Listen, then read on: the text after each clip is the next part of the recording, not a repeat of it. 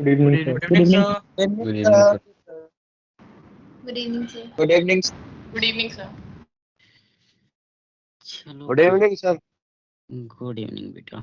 कहाँ तक किया था हम लोगों ने? सर हमने कूलिंग कब तक किया था ना?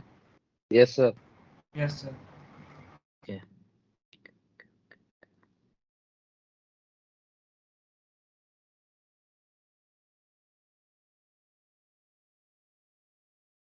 सर हाँ बेटा बोलो। सर ऐसा होता है क्या कि अगर हम एमोर्फस सॉलिड को हीट करेंगे तो वो क्रिस्टलाइन सॉलिड में बदल जाएगा? बिल्कुल हो सकता है। Yes sir. ठीक है, क्रिस्टलाइन को तुम एमोर्फस बना सकते हो, एमोर्फस को तुम क्रिस्टलाइन बना सकते हो।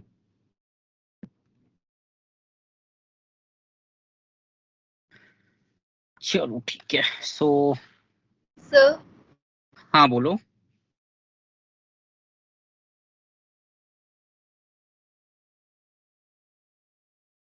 बोलो बेटा, क्या बोल रहे हो, बोलो। ओके, सो नेक्स्ट है तुम्हारा टाइप्स ऑफ सॉलिड, है ना, टाइप्स ऑफ क्रिस्टलाइन सॉलिड। ठीक है, तो ये 4 टाइप के क्रिस्टलाइन सॉलिड जो हैं वो होते हैं।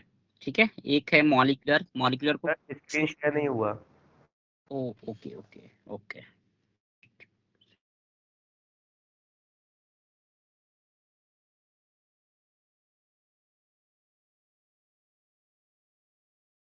ठीक है,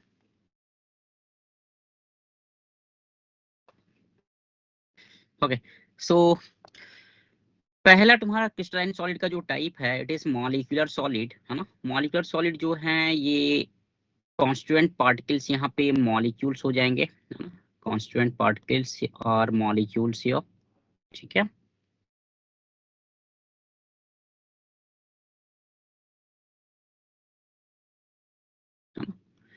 ये 3 टाइप के होते हैं। एक होता है पोलर, दूसरा होता है नॉन पोलर और तीसरा होता है हाइड्रोजन बॉन्डेड, है ना, हाइड्रोजन बॉन्डेड मॉलिक्यूल्स। ठीक है, सो यहाँ पे अट्रैक्टिव फोर्स मॉलिक्यूल्स के बीच में बेटा, अट्रैक्टिव फोर्स जो होगा either it will be weak van der Waals forces, है ना। वंडरवॉल फोर्स कितने टाइप के होते हैं? Sir 3 types. चलो ठीक है, वंडरवॉल फोर्सेस 3 टाइप के होते हैं, है ना। एक डाइपोल डाइपोल, दूसरा dipole dipole, London force, dispersion force. Yes, London dispersive forces, है ना।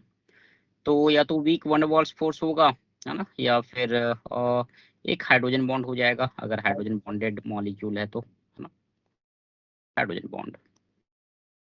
एग्जाम्पल में आप argon, HCl, H2O, you can also take CO2, है ना, you can also take ammonia etcetera.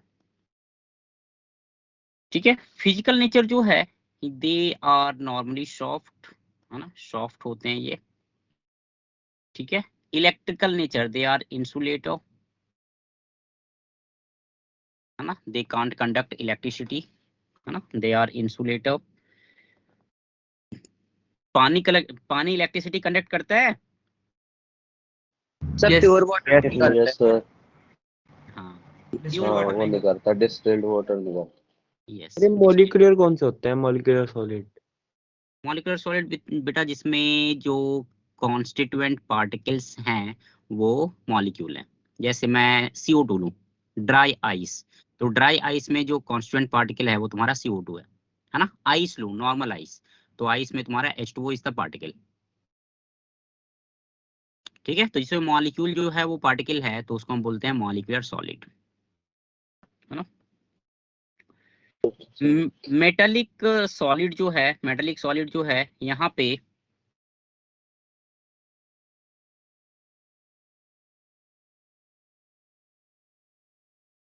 we have cations here, cations in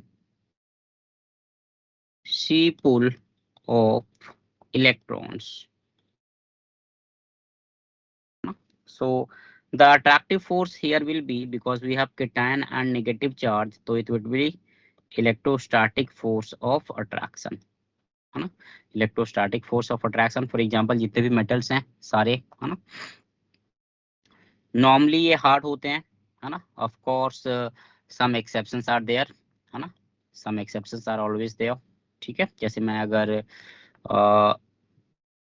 sodium की बात करूं, है ना, तो वो soft sodium potassium, yes sir. ठीक है? अगर मैं मर्क्यूरी की बात करूं तो मर्क्यूरी तो लिक्विड होता है रूम टेम्परेचर पे, Liquid. So mostly they are hard, some are soft, है ना? They are conductor of electricity, they are conductor of electricity. Network और कोवैलेंट सॉलिड, ये हम लोग बोलते हैं किसी, जब एटम्स एक दूसरे से कोवैलेंट बॉन्ड बना के 3 डायमेंशनल एक्सपेंशन रहता है उनका, है ना? ऐसे भी एक्सपैंड किया, ऐसा किया और ऊपर नीचे भी, है ना? 3 डायमेंशनल एग्जांपल उनका एक्सपेंशन है ना? जैसे एक एग्जांपल में तुम ले सकते हो डायमंड। डायमंड तुमने एक कार्बन फैमिली में पढ़ा होगा। डायमंड कैसा होता है भाई? यस सर, हर एक कार्बन 4 कार्बन से अटैच होता है, राइट? यस हर एक सर, कार्बन 4 कार्बन से अटैच होता है। टेट्राहेड्रल। हाँ, टेट्राहेड्रल ज्योमेट्री होती है ना? SiO2 सैंड, है ना, उसकी बात करें अगर हम, तो हर एक सिलिकॉन एटम जो है वो 4 ऑक्सीजन से अटैच होता है ना? Yes. SiO2 is not a molecule like CO2, है ना? सो एटम्स यहाँ पे तुम्हारे पार्टिकल हो जाएंगे। बॉन्डिंग जो होगा यहाँ पे, it will be covalent bond, है ना? It will be covalent bond, है ना? ये एग्जांपल लिया हुआ है। SiC का एक पर्टिकुलर नेम होता है, किसी को याद है क्या SiC? Carborundum. यस, कार्बोरंडम, है ना? SiC is known as carborundum, ठीक है? दे आर वेरी हार्ड, है ना? Very hard substances. Of course graphite is an exceptional case here, है ना? ग्रेफाइट जो है वो सॉफ्ट होता है, Soft. ठीक है? Okay, they are insulator Except graphite. Except graphite, है ना? ग्रेफाइट जो है वो क्या होता है भाई? ये कंडक्टर हो जाएगा, है ना? और लास्ट में आ गया आयोनिक सॉलिड। आयोनिक सॉलिड मतलब कॉन्स्टिट्यूएंट पार्टिकल यहाँ पे क्या हो जाएंगे? कॉन्स्टिट्यूएंट पार्टिकल्स आयंस हो जाएंगे, केटायंस एंड Anions. अनायंस, है ना? Ionic bond. यस, बॉन्डिंग यहाँ पे, यस, आयोनिक बॉन्ड हो जाएगा, है ना? जितने भी आयोनिक कंपाउंड है सारे ले लो, NaCl, KCl, MgBr2, MgO, है ना? CSCl, CSBr, ठीक है? Physical nature, physical nature they are very hard, है ना? और हार्ड लिख सकते हो, हार्ड बट ब्रिटल, है ना? Hard and brittle. ब्रिटल का मतलब क्या हुआ? टूट जाते हैं जो आसानी से टूटने वाले। है ना? अगर फोर्स अप्लाई करोगे हैमर से, अगर एक हथौड़ा मार दिया उस पे, चला दिया, चकनाचूर हो जाता है ना? दैट इज ब्रिटल, है ना? Yes. Electrical nature, electrical nature they are insulator in solid state, क्योंकि सॉलिड स्टेट में आयंस जो हैं वो फ्री नहीं होते हैं, है ना? Insulator in solid state but molten state. Yes, conductor Conductor in aqueous or molten state. molten state and aqueous solution, है ना? and aqueous solution, है ना? molten state मतलब मेल्ट किया हुआ, पिघला हुआ, यस सर। है ना? तो ये हो गया तुम्हारा टाइप्स ऑफ सॉलिड, है ना? And their nature. Next page पे जाऊं? सर नोट कर रहा है सर लास्ट। अच्छा, एक डाउट था हाँ बोलो ना। सर, इसका मतलब क्या है cations in sea pool of electrons? मतलब केटायंस जो है ना, मेटल्स में क्या होता है, केटायन केटायन केटायन, बहुत सारे केटायंस हैं, ठीक है? और उनके बीच बीच में इलेक्ट्रॉन्स हैं, they can move from one yes place, sir, metallic bonding वाला कौन सा? है ना, मेटालिक बॉन्डिंग वाला कॉन्सेप्ट है। कर्नल। ठीक है, हाँ, जिनको हम कर्नल इलेक्ट्रॉन्स बोलते हैं। ठीक है, ओके यस लिख लिया सर। Done, okay. चलो एक काम करो तो ये डेफिनेशन देखो तो इसकी, मतलब सॉरी, ये क्वेश्चन करो तो बेटा।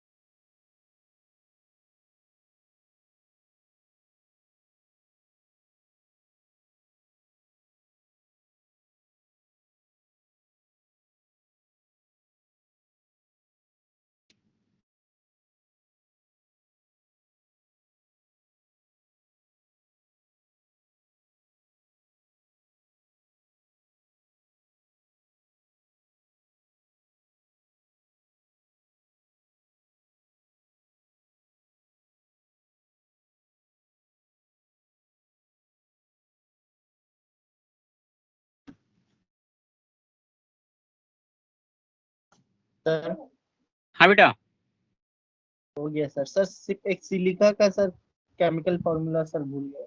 सिलिका बालू होता है SiO2। SiO2, ये सर क्वार्ट्ज।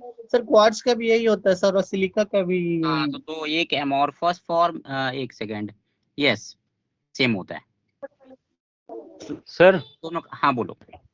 ये पोलर नॉन पोलर और हाइड्रोजन बॉन्ड सर एक बार आप लास्ट में बता दोगे, रिवाइज करवा देना मतलब। चल ठीक है, चलो यहीं पे करवा देता हूँ, लास्ट में क्या करवाऊँ, यहीं पे करवा देता हूँ। ये सर हो गया सर, सब बन गया sir. Okay, yes sir. Yes sir चलो। CSCl आयोनिक होता है आयन Yes, होता sir. है। ना, CSCl बेटा आयोनिक हो जाएगा। ब्रॉन्ज जो है वो मेटालिक हो Metallic. जाएगा। कौन कौन से मेटल होते हैं ब्रॉन्ज में? सर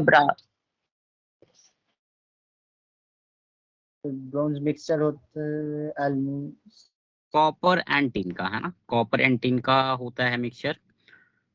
नियॉन जो है, नियॉन जो है मॉलिक्यूल। हमारा गैस है, तो ये मॉलिक्यूलर में चला, मतलब सॉलिड अगर नियॉन लोगे तो मॉलिक्यूलर में चला Yes, जाए। sir, molecular. बोरोन नाइट्राइड आयनिक। Ionic. आयनिक हो गया सर। नहीं बेटा, ये कोवेलेंट। कोवैलेंट। कोवेलेंट। ठीक है, ये बोरोन फैमिली में पढ़ा होगा तुमने कि बोरोन, बोराजीन को जब हीट करते हैं तो बोरोन नाइट्राइड मिलता है हाई टेम्परेचर से, है ना। एक बोरोन से 3 नाइट्रोजन आटम अटैच होता है, एंड एक नाइट्रोजन से 3 बोरोन आटम अटैच होता है। इसका स्ट्रक्चर कुछ ग्रेफाइट के जैसा होता है। हाँ सर, याद आ गया। यस है सर। ना? चलो, वॉशिंग सोडा, मॉलिक्यूल। क्या होता है फॉर्मूला आयनिक. वॉशिंग सोडा का? Na2S सर कैसे पता लग रहा है सर ये? Hydroxide NH2O। Na2CO3.10H2O, है ना, Na2CO3.10H2O। ठीक है, Yes. तो सर ये कैसे Na2CO, पता लग रहा है, मेरे को समझ नहीं आ रहा। कैसे पता लग रहा है? देखो कुछ तो तुमको याद रखना पड़ेगा, है ना, जैसे बोरोन नाइट्राइड है तो ये याद रखना पड़ेगा, नहीं पता है तो गया। अब CSCl है, CSCl आयोनिक कंपाउंड है, तो इसका सॉल्ट कैसा होगा? आयोनिक होगा। नियॉन है, नियॉन क्या है तुम्हारा? एक मॉलिक्यूल है, तो ये मॉलिक्यूलर सॉलिड में चला जाएगा। वॉशिंग सोडा क्या होता है? Na2CO3.10H2O।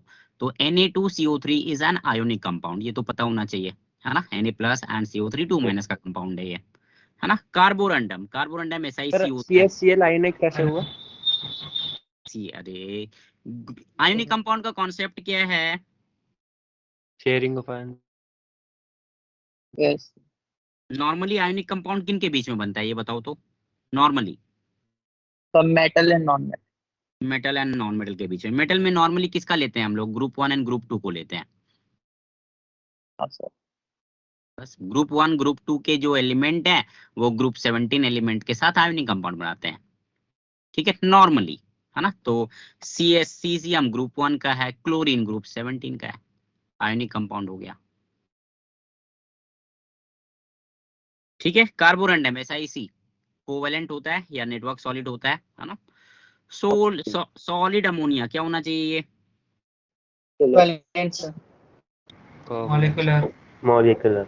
मॉलिक्यूलर हो जाएगा, है ना। सॉलिड अमोनिया, अमोनिया जो है वो एक मॉलिक्यूल है, ठीक है, तो ये मॉलिक्यूलर सॉलिड हो जाएगा। Solid camphor, this is also molecular. Molecular sir. Silver, sir इसमें कौन सा मेटालिक रहता है? Metal metallic. हाँ क्या बोल रहे हो बेटा? सर कैंपर में कौन सा मॉलिक्यूल रहता है? यार कैम्फर में थोड़ा सा बाईसाइक्लिक कंपाउंड होता है। अगर तुम IUPAC नोमेनक्लेचर में बाईसाइक्लो कंपाउंड पढ़ा होगा तुमने, तो कुछ बाईसाइक्लो कंपाउंड के जैसा कुछ होता है उसका स्ट्रक्चर, है ना। 6 मेंबर रिंग होती है, पूरा तो याद नहीं है, कुछ 6 मेंबर रिंग होती है, और जो ब्रिज हेड कार्बन होता है उनके बीच में एक कार्बन होता है, ठीक है। बाईसाइक्लिक कंपाउंड होता है, इतना ध्यान रखो। सर मतलब कैसे पता लगेगा कि कोई कंपाउंड आयनिक है, कोवलेंट है, मेटलिक है वो सर? तुमको इलेक्ट्रोनेगेटिविटी डिफरेंस से आना चाहिए, तुमने ये केमिकल बॉन्डिंग में पढ़ा होगा, है ना। अभी ऊपर जो Yes, हमने sir. पढ़ा है ना बस बता उसे दिया, याद अगर कोई करके रैंडम आता है नाम है तो कैसे पता लगेगा? हाँ क्या बोल रहे हो? एट रैंडम दे दिया तो, एट रैंडम दे दिया बेटा तो मेटल और नॉन मेटल देख लो कम से कम, है ना। और you can also apply Fajans rule, अगर आयनिक कंपाउंड बेशक हो रहा है तो फजांस रूल को अप्लाई कर लो। सर बस एक अब सही पक्की था। पहचान मतलब कहते हैं जैसे, हैं क्या बोल रहे हैं? पक्की पहचान सर। यही है भाई पक्की पहचान पहचान। बेटा, कोई एकदम से अननोन कंपाउंड हो गया जिसका नाम मतलब, अब कैम्फर है तो कैम्फर का पता होना चाहिए तुमको, मतलब एकदम से 100% गारंटी वाला मेथड नहीं है, लर्न करते चलो, ठीक है, और दूसरा उपाय नहीं है ना। बाकी नॉर्मल जो मेथड, नॉर्मल जो रूल्स होते हैं उनको अप्लाई करो, उनसे जितना कर सकते हो करो, उसके अलावा बाकी तुमको टू बी रिमेम्बर में चला जाएगा, है ना। जैसे बोरोन नाइट्राइड है तो देयर इज नो वे, ठीक है। तुम नॉर्मली मतलब ये सोचेंगे कि भाई ये आयोनिक कंपाउंड हो जाएगा या कुछ उस टाइप का आएगा, या फिर अगर मैं कैम्फर की बात करूं तो कैम्फर का अगर किसी को पता नहीं है कि ये मॉलिक्यूलर होता है तो फिर खत्म गया। यस सर वही तो। हाँ, तो बहुत ज्यादा एग्जाम्पल नहीं सर है इसकी तुमको ये वैरिएशन पढ़ना। क्या आती है? हाँ यार क्या इतने बोल रहे हो? थोड़े ही ऐसे आएंगे, पता ही चल जाएगा 90% हाँ वही केसेस में बोल तो रहा हूँ, आराम से। तुमको बहुत ज्यादा भी वेरिएशंस में नहीं जानना है। जो जितना पॉसिबल तुम्हारा NCERT में दिया हुआ है, मॉड्यूल में जो मिलता है उनको कर लो, that that will be sufficient, है ना। उतने उसके अंदर ही पूछेगा, उसके बाहर नहीं पूछेगा यस सर अगर यस। पूछा तो, ठीक है। तो सिलिका तुम्हारा चला जाएगा। कोवलेंट में। Covalent.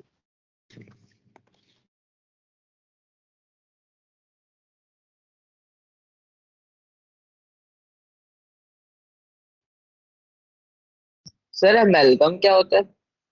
हम्म एमेल्गम अमलगम बेटा, alloy of any metal with mercury, उसको अमलगम बोलते हैं। सर कौन से मतलब कैटेगरी में होगा ऐसा? अच्छा, इसमें चला जाएगा तुम्हारा, मेटालिक में चला जाएगा वो। जैसे मैं अगर एक सेकंड रुकना, हाँ मेटालिक में चला जाएगा वो, ओके। ठीक है। वंडरवॉल्स फोर्स, है ना। वंडरवॉल्स फोर्स जो है 3 टाइप के देखते हैं हम लोग। एक होता है डाइपोल डाइपोल इंटरेक्शन, है ना, डाइपोल डाइपोल इंटरेक्शन।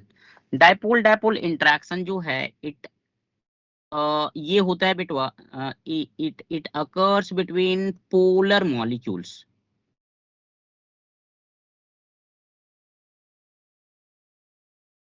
ठीक है।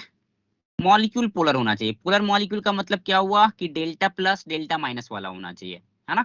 एक मॉलिक्यूल में डेल्टा प्लस डेल्टा माइनस है, दूसरे मॉलिक्यूल में डेल्टा प्लस डेल्टा माइनस है, तो फर्स्ट मॉलिक्यूल का डेल्टा प्लस दूसरे मॉलिक्यूल के डेल्टा माइनस के साथ इंटरेक्ट करेगा, फर्स्ट मॉलिक्यूल का डेल्टा माइनस दूसरे मॉलिक्यूल के डेल्टा प्लस के साथ इंटरेक्ट करेगा, तो इसी को हम लोग बोलते हैं डाइपोल डाइपोल इंटरेक्शन, है ना। It occurs between yes sir. Polar molecules, ठीक है।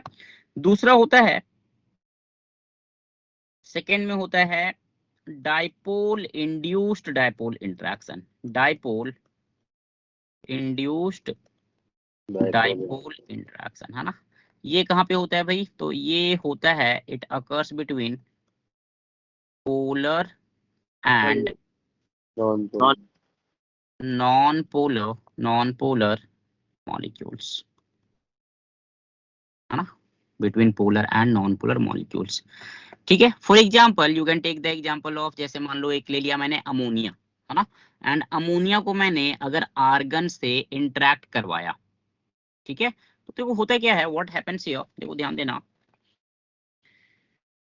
देखो अभी अमोनिया है ना, अमोनिया मतलब एक डेल्टा प्लस डेल्टा माइनस जैसा हो गया ना, एक तुमको डेल्टा प्लस डेल्टा माइनस हो गया ना, ये इधर कर लो डेल्टा प्लस और यहाँ पे डेल्टा माइनस, ठीक। और एक है नॉन पोलर मॉलिक्यूल। अब नॉन पोलर मॉलिक्यूल को जब हम पोलर मॉलिक्यूल के पास में लाते हैं, तो ये जो डेल्टा, अगर डेल्टा माइनस के पास में लाया, तो डेल्टा माइनस मतलब यहाँ पे इलेक्ट्रॉन डेंसिटी क्या है बेटा, ज्यादा।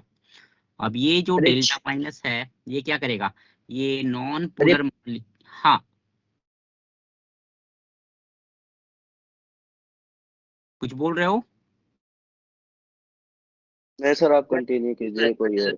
ठीक है, तो ये नॉन पोलर मॉलिक्यूल जो है उसकी इलेक्ट्रॉन डेंसिटी को रिपेल करेगा, है ना, repulsion will be there, due to repulsion जो इलेक्ट्रॉन डेंसिटी है नॉन पोलर मॉलिक्यूल की, it will shift to right direction, तो उधर डेल्टा माइनस डेवलप होगा, और लेफ्ट साइड में इलेक्ट्रॉन डेंसिटी कम हो गई तो यहाँ पे डेल्टा प्लस डेवलप होगा, है ना। तो ये क्या हुआ कि in presence of the polar molecule एक डाइपोल मोमेंट इंड्यूस हो गया नॉन पोलर मॉलिक्यूल में।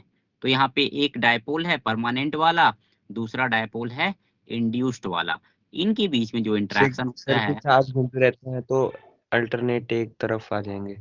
हाँ ठीक है, तो इनके बीच में जो इंटरेक्शन होता है उसी को बोला गया है डायपोल इंड्यूस्ड डायपोल,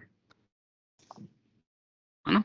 और तीसरा होता है, थर्ड में होता है, थर्ड में होता है तुम्हारा instantaneous dipole, instantaneous dipole induced dipole, which is also called as London force, है ना, which is also called as London force, है ना। ये होता है, it occurs between non polar molecules, non polar molecules, ठीक है, नॉन पोलर मॉलिक्यूल्स। इसमें क्या होता है बेटा, व्हाट हैपेंस हियर, कि एक मैंने मान लो लिया, एक हीलियम ले लो, हीलियम या चलो आर्गन ले लेते हैं ना, यस सर। आर्गन का एक मॉलिक्यूल आर्गन के दूसरे मॉलिक्यूल के साथ इंटरेक्शन कैसे करेगा, है ना। तो देखो यहाँ पे सर आर्गन पोलर है नॉन पोलर है? क्या होना चाहिए तुम बताओ? Non polar. Non polar sir. Non polar होगा, पोलैरिटी तो तब आती है ना, परमानेंट पोलैरिटी तो तब आती है ना जब इलेक्ट्रोनेगेटिविटी डिफरेंस आता है, ठीक है। तो यहाँ पे क्या होता है कि इलेक्ट्रॉन जो है वो रिवॉल्व कर रहे हैं न्यूक्लियस के चारों तरफ, है ना। तो एट ए पर्टिकुलर मोमेंट, है ना, हमेशा परफेक्शन नहीं होता है, ये एक पर्टिकुलर मोमेंट पे क्या हुआ कि Yes, sir, एक at साइड में instant. इलेक्ट्रॉन डेंसिटी ज्यादा हो गई, तो अगर एक साइड में इलेक्ट्रॉन डेंसिटी ज्यादा हो गई तो दूसरे साइड की इलेक्ट्रॉन डेंसिटी कम हो जाएगी, तो बिकॉज ऑफ दैट टेम्पररी वहां पे delta plus and delta minus create होगा।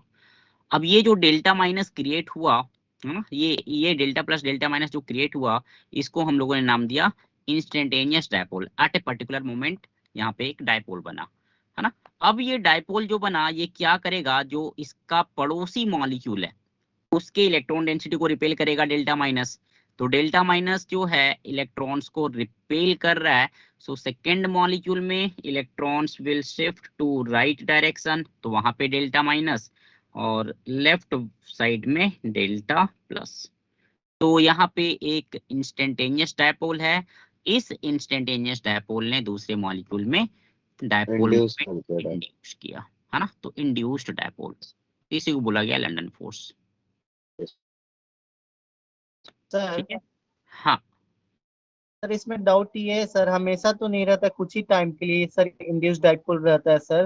बेटा तो तुम जब इंड्यूस डाइपोल, हाँ सर, जब इंड्यूस डाइपोल नहीं रहता तब कौन सा, तब तो फिर इसमें कौन सा फोर्स एग्जिस्ट करता है ताकि वो होल्ड रहे एक साथ? ध्यान दो। जब अगर अगर वो सॉलिड स्टेट में है या लिक्विड स्टेट में है तब जाके ये फोर्स काफी डोमिनेट करेगा। गैसियस स्टेट में ये फोर्स बहुत ही कम होगा, है ना। ये Yes. डिपेंड करेगा कि उनके बीच का जो डिस्टेंस है वो कितना है। ठीक है, क्योंकि it is not a polar molecule, तो फर्स्ट दो रूल जो है, फर्स्ट दो ऑप्शन जो है वो चले गए, खत्म हो गए, तो एक लास्ट तुम्हारा लंदन फोर्स बचा, है ना। अब ऐसा तो नहीं है ना कि वहां पे दो ही मॉलिक्यूल हैं या चार मॉलिक्यूल हैं, कि एक में क्रिएट हुआ इंस्टेंटेनियस डायपोल मोमेंट, फिर दूसरे को वो इंड्यूस किया, अब एक का खत्म हो गया तो दूसरे में भी खत्म हो जाएगा, है ना। बहुत सारे मॉलिक्यूल्स हैं, lakhs Yes, of sir. Molecules, crores of molecule, मतलब मोल कॉन्सेप्ट देखा ही होगा, 10⁻20 आता है, 10⁻18 आता है, so many Yes sir. Molecule, Yes है ना। sir. Yes. छोटे छोटे 1 Yes, ग्राम sir. 2 ग्राम 4 ग्राम लेते हो तो काफी सारे मॉलिक्यूल्स आते हैं, तो किसी ना किसी में कुछ ना कुछ ये चीजें होती रहेंगी।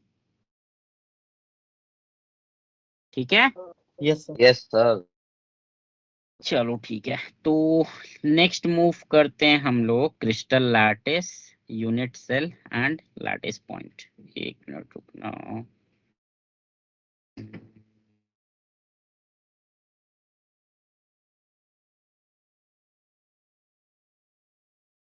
एक मिनट रुकना बेटा, एक मिनट रुकना, हाँ एक मिनट रुकना। ये लिख लिया तुम लोगों ने? Yes yes sir. Yes, sir. Okay,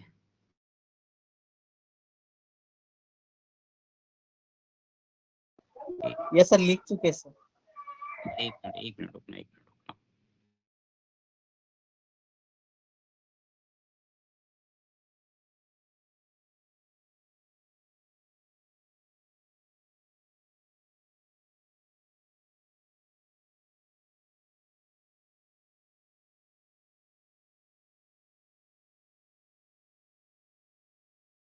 एक काम करो तो तुम लोग तब तक ना एक वीडियो दिखाता हूँ, एनिमेटेड वीडियो, वो देखो तुम लोग। Okay. sir.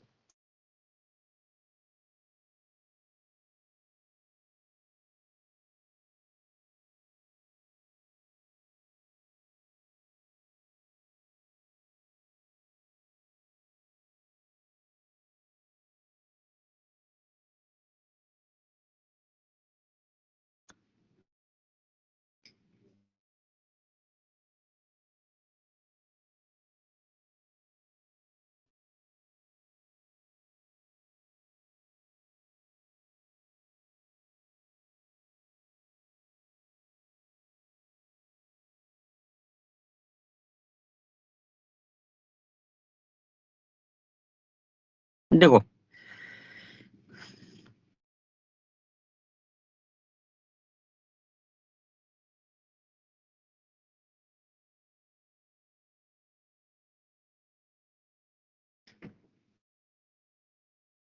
चलो ठीक है, ये शेयर दिख रहा है ना, यूट्यूब शेयर्ड स्क्रीन?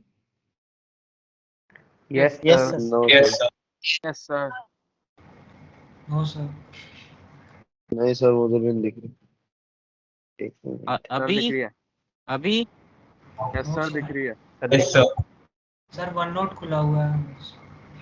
अच्छा रुक जा, थोड़ी देर रुक जा, वो हाँ अपडेट, सर। थोड़ी देर रुक जा, वो अपडेट हो जाएगा।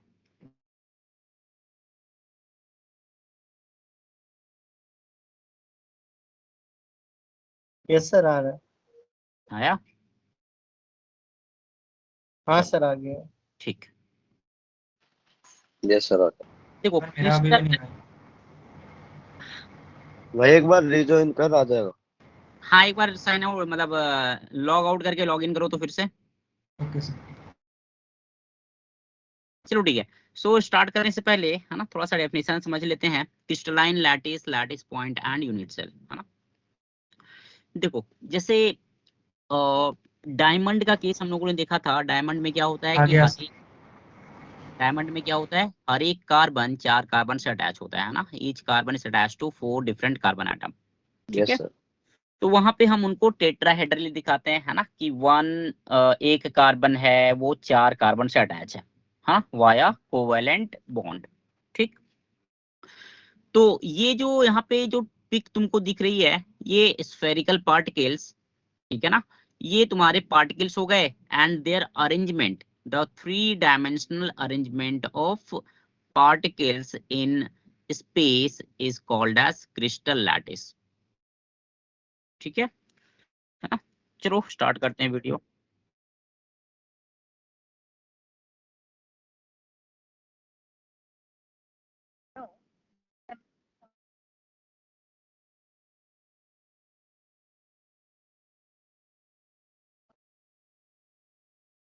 मेन फीचर क्या है बेटा, क्रिस्टलाइन सॉलिड का मेन फीचर क्या है कि यहाँ पे जो रेगुलर कांस्टेंट पैटर्न। पार्टिकल्स हैं उनका एक रेगुलर पैटर्न फॉलो होता है ना, दे रिपीट देमसेल्व्स, है ना, थ्रू आउट द लैटिस। ठीक है, through out the crystalline solid. Sir they form a regular figure, मतलब रेगुलर अब फिगर्स देखो भी बनते हैं। यहाँ पे ये जो बड़े बड़े स्फेयर थे उनको एकदम से हम लोगों ने पॉइंट फॉर्म में यहाँ पे रिप्रेजेंट किया है ना, they are represented in the form of point. तो इन पॉइंट्स को we call as lattice point. जैसे तुम्हारे फिजिक्स में है ना कि फिजिक्स में कितनी भी बड़ी बॉडी हो, 100 किलो 200 किलो को, तुम उसको एक पॉइंट मान के और फ्री बॉडी डायग्राम ड्रॉ करते हो, राइट, हाँ सर। है ना। तो कुछ उसी तरह का कॉन्सेप्ट यहाँ पे अप्लाई कर रहे हैं, यस होगा ना। सर। करो। जितने भी पार्टिकल्स हैं उनको इन द फॉर्म ऑफ पॉइंट हम लोग यहाँ पे डिपिक्ट कर रहे हैं। ठीक यस सर। है ना, ये जो ग्लो कर रहा है, ठीक है, तो ये तुम्हारा हो गया, this is the crystal lattice, है ना। अब इसका एक छोटा सा पार्ट अगर हम लें, you can see there are so many small cubes. So if you take one small cube और उसको देखो तुम, वो रिपीट हो रहा है बार बार, है ना, जो स्मॉल क्यूब्स हैं they are repeating over and over again. तो one small cube of this crystal lattice is called as unit cell, है ना। सो यूनिट सेल को हम लोग डिफाइन कर सकते हैं, unit cell is repeating structural unit of crystalline lattice, है ना।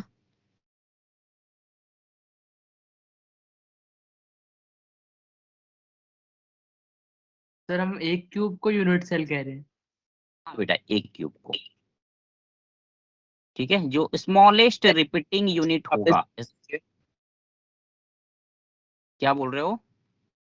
सर एक बार लैटिस सेल की वो डेफिनेशन फिर से। यूनिट लैटिस, देखो, यूनिट सेल। क्रिस्टलाइन लैटिस जो है वो हो गया, it is the 3 dimensional arrangement of particles in space in the form of point, है ना, in the form of point. जिन उन पॉइंट्स को हम बोलते हैं लैटिस पॉइंट। 3 डायमेंशनल अरेंजमेंट जो हुआ पार्टिकल्स का उसको बोल दिया हम लोगों ने क्रिस्टल लैटिस, क्रिस्टलाइन लैटिस। और unit cell is smallest repeating structural unit of crystalline lattice, है ना, जिसको आप रिपीट करोगे। ठीक है, जैसे ये रूम तुम्हारा एक क्यूब है, ठीक है, तो इसको अगर मैं यूनिट सेल मानता हूं तो क्रिस्टलाइन लैटिस कैसा होगा कि इस क्यूब को तुम इधर, मतलब हर एक डायरेक्शन में, है ना, that side, back side, right side, left side, up side, down side, है ना, हर एक डायरेक्शन में इस तरह के बहुत सारे क्यूब एक दूसरे से अटैच कर दो। ठीक है, yes sir. Yes sir. Sir. हाँ बेटा। सर डेफिनेशन ये जो दिखा रहा है ये लिखना है कि आप लिखवा दें? नहीं नहीं, मैं लिखवा दूंगा, अभी अभी वीडियो पे कॉन्सेंट्रेट करो। Okay sir.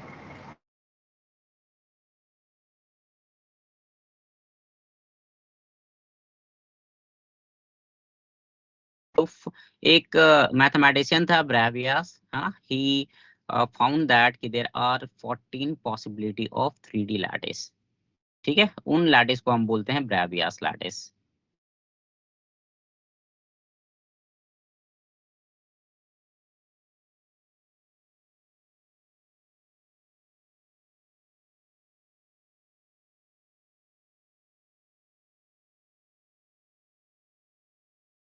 जैसे एक रोम्बोहेड्रल है, रोम्बस पता होगा तुमको, है ना, रोम्बस पढ़ा होगा तुमने 10th क्लास में भी यस ज्योमेट्री सर। में, है ना। जो रोम्बस में सारे बॉन्ड से सॉरी सारे एंगल इक्वल होते हैं but none of them are 90 degree, ठीक है ना, यस सर। है ना।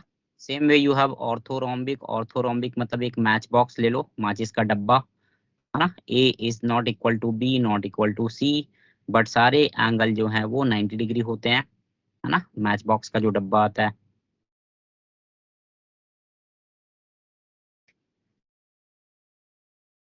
सर आप इसके पॉइंट्स लिखवाओगे ना अभी? सारा आएगा, अभी देखते चलो, अभी देखते चलो।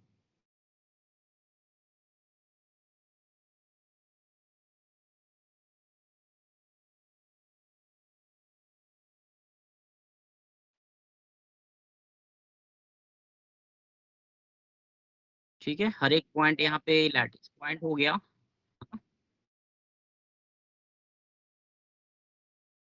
ठीक है, जो लैटिस पॉइंट है ये एटम भी हो सकता है, मॉलिक्यूल भी हो सकता है, या आयन भी हो सकता है।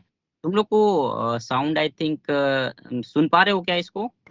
नहीं सर, साउंड नहीं सुन नो पा सर, रहे। नो सर, साउंड नहीं आ रही। ओके, चल कोई बात नहीं, साउंड नहीं आ रही, कोई बात नहीं।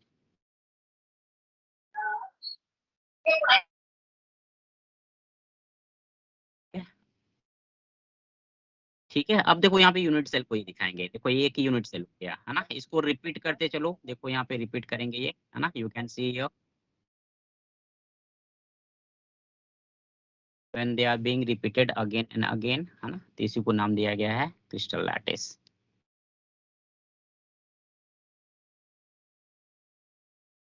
सर बहुत सारे यूनिट सेल मिलके बनाते हैं crystal। हाँ बिल्कुल, ये तुम बोल सकते हो, बहुत सारे यूनिट सेल एक दूसरे के साथ अटैच होके क्रिस्टलाइन लैटिस बनाते हैं।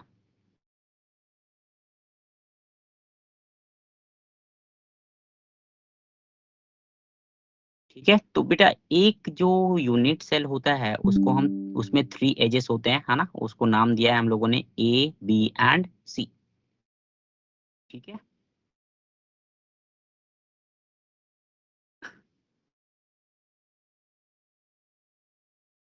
बी एंड सी के बीच का जो एंगल है इट इज एंगल अल्फा, है ना, बी एंड सी के बीच का जो एंगल है उसको बोलते हैं अल्फा। ए एंड सी के बीच का जो एंगल है इसको बोलेंगे beta, and a and b के बीच का जो एंगल है this is called as gamma, है ना। तो अल्फा वाले में ए नहीं आएगा, बीटा वाले में बी नहीं आएगा, गामा वाले में सी नहीं आएगा।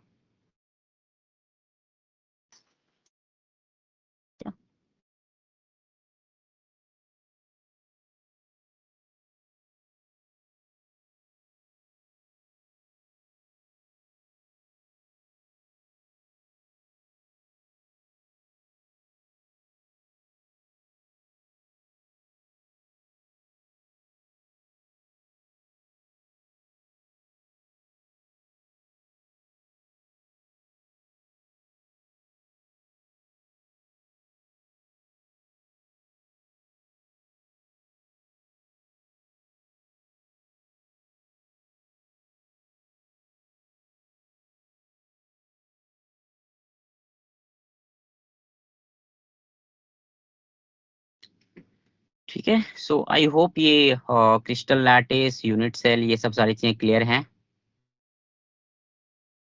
Yes sir.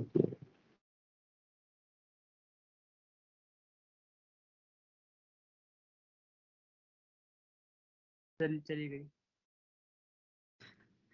हाँ अभी मैंने हटा दिया उसको। चलो ठीक है, so let us come back to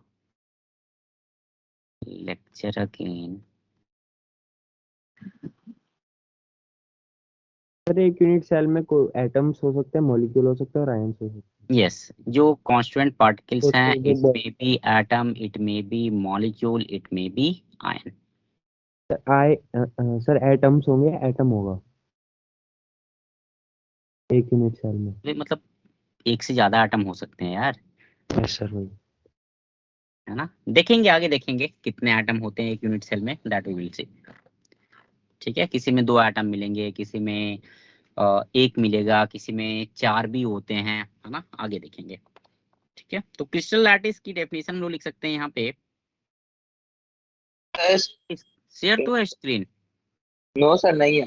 नहीं, एक नो नहीं सर, है नहीं है सर। सर। एक मिनट, एक मिनट। हाँ ठीक है, अभी हुआ। Yes, sir. यस सर, अब हो yes sir, yes sir. Yes sir. Yes, sir. अच्छा, पहला है क्रिस्टल लैटिस, है ना।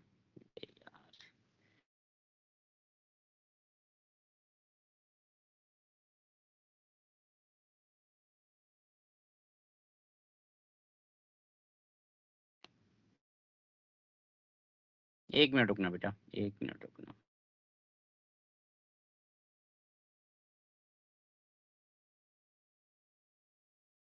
हाँ, सो फर्स्ट यहाँ पे डेफिनेशन है क्रिस्टल लैटिस की, है ना, जिसको हम स्पेस लैटिस भी बोलते हैं। First one is crystal lattice. Crystal lattice is defined as it is nothing but three-dimensional arrangement,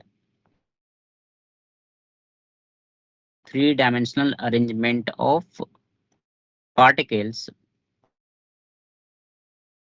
in space, है ना, in space in the form of point, है ना, in the form of point. In points को हम क्या बोलते हैं बेटा? They are called as lattice point, है ना, they are called as lattice point. तो ये क्रिस्टलाइन लैटिस हो गया, है ना। यहाँ पे तुम्हारा राइट साइड में you can see it is a crystal lattice. Second में है यूनिट सेल, यूनिट सेल। तो यूनिट सेल के बारे में हम लिख सकते हैं, we can write here it is nothing but Building block of the repeating structural, sorry, repeating smallest structural unit of a crystal lattice, है ना। इसको नाम दिया गया है यूनिट सेल, ठीक है ना, इसको नाम दिया गया यूनिट सेल। ठीक है, जाऊं नेक्स्ट पेज पे बेटा। ये तुम्हारा यूनिट सेल हो गया ना, this is the unit cell. Yes sir. Yes sir. Yes sir, yes sir. So let's have a look at the details of a cube, है ना, और डिटेल्स ऑफ ए क्यूब। तो यहाँ पे A, B and C, they are known as edge length. They are known as edge length of a cube. ठीक है, cube के लिए सारे इक्वल होते हैं, है ना। If you take cube then they will be all equal, same, है ना। अपने को क्यूबिक ही पढ़ना है। एक हेक्सागन से मुलाकात होगी कभी कभी रास्ते में, मेनली अपने को क्यूबिक पढ़ना है। ठीक है, अब अल्फा बीटा गामा जो है, alpha beta and gamma, they are known as interaxial angle. They are known as interaxial angles, है ना। ध्यान रखना, alpha is the angle between b and c, beta is the angle between a and c, gamma is the angle between a and b. ठीक है,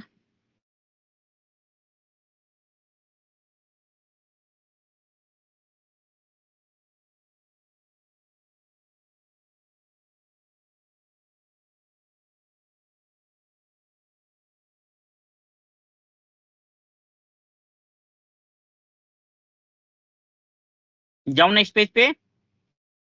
sir right. Yes sir.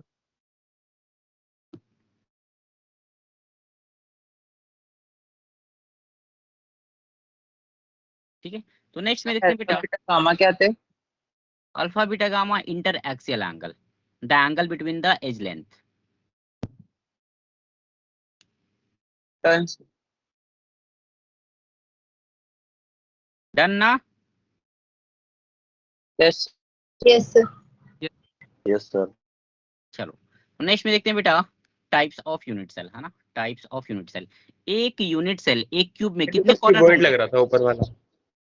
हाँ sir ये जो ऊपर आपने जिसमें ए बी सी और वो अल्फा बीटा गामा बताया वो क्यूबॉइड लग रहा है ना थोड़ा थोड़ा। हाँ सर क्यूबॉइड है। ड्रॉ कर ले, क्यूब ड्रॉ कर लो, कोई दिक्कत नहीं है। ये एनसीआर जितने भी डायग्राम लिए हैं ना mostly they are from NCERT, ये एनसीईआरटी का डायग्राम है।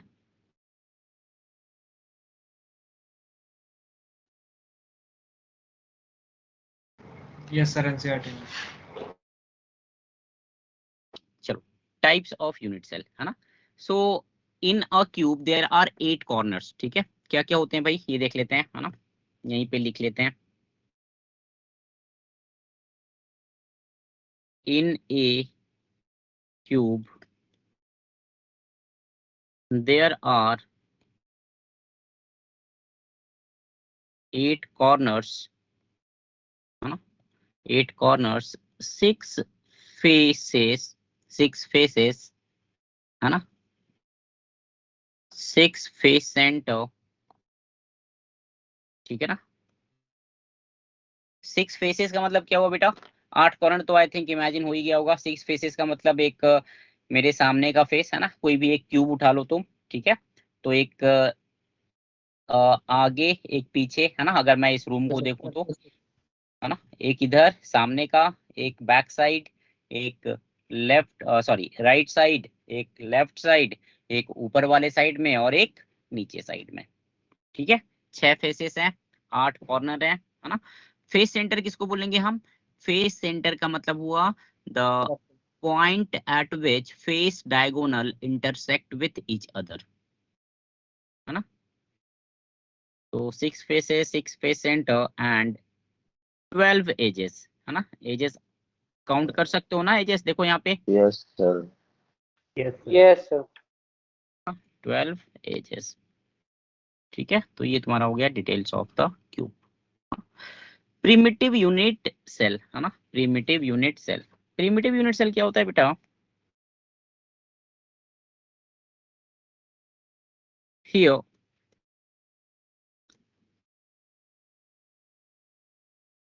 particles are present at 8 corners of cube, 8 corners of the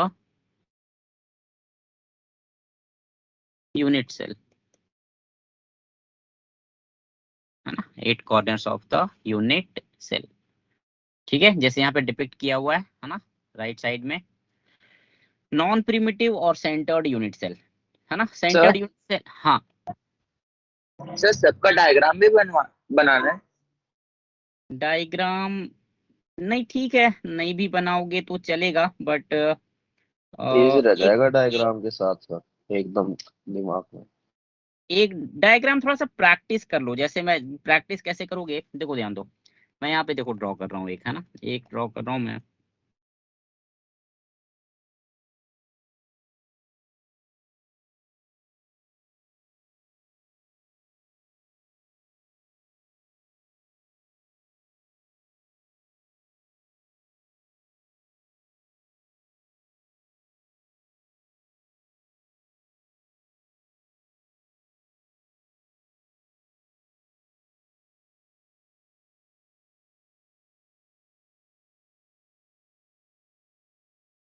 ठीक है, ऐसे 3 क्यूब बना लो, ठीक है, ऐसे सॉरी ऐसे 3 स्क्वायर बना लो, ठीक है। इन सबको बेटा ऐसे कनेक्ट करो, है ना, कनेक्ट देम लाइक दिस।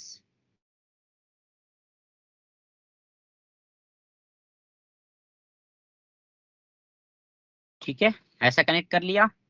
अब क्या करो, हर एक स्क्वायर का एक जो साइड है ना, साइड के मिड पॉइंट को पकड़ो और एक मीडियन ड्रॉ करो, है ना, समथिंग लाइक दिस।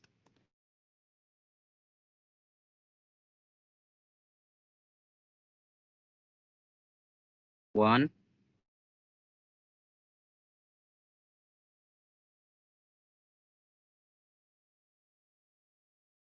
2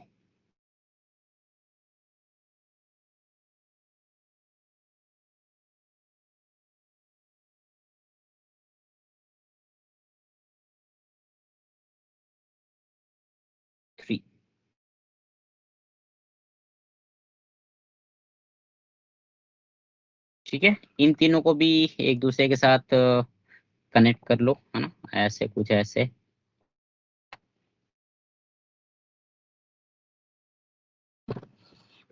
ठीक है, सेम वे हॉरिजेंटल वाले भी कर लेते हैं इसी तरह से, साथ में बनाते चलो, है ना, साथ में बनाते चलो। ठीक है, ड्रॉ करना सीख जाओ थोड़ा सा, तुम्हारा मतलब 12th का जो एग्जाम होगा, बोर्ड एग्जाम, वहां पे ड्रॉ करने आ सकता है ना, तो थोड़ी आसानी रहेगी।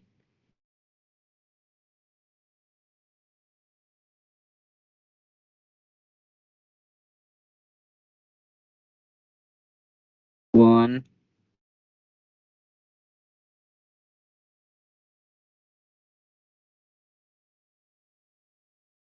टू,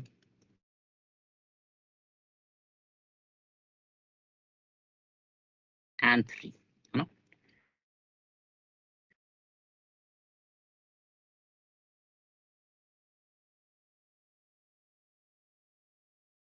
ठीक है, ये क्यूब बन गया। क्यूब को मैंने 8 पार्ट में डिवाइड कर दिया है, थोड़ा सा इससे क्लैरिटी अच्छी मिलती है ना, इससे क्लैरिटी अच्छी मिलती है। ठीक है, ये कुछ ऐसा हो गया, है ना। अब अगर मैं simple cubic unit cell, primitive unit cell अगर मैं यहाँ पे ड्रॉ करूं, तो बेटा ये कुछ ऐसा हो जाएगा। 8 कॉर्नर पे पार्टिकल है ना, 1, 2, 3, 4, 5, 6, 7, 8। ठीक है, ये 8 पे तुम्हारा 8 कॉर्नर पे पार्टिकल ड्रॉ कर लिया। अब इसी को मैं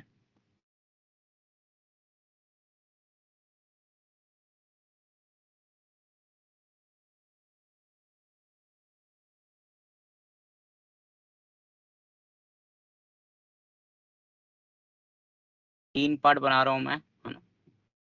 इसी को मैं फर्स्ट वाला जो है केवल 8 कॉर्नर्स पे है ना, तो इनको हम क्या बोलेंगे, ये तुम्हारा हो जाएगा सिंपल वाला, है ना। दिस इज सिंपल और प्रिमिटिव यूनिट सेल। ठीक है, दूसरा वाला जो है बेटा सेकेंड वाले में,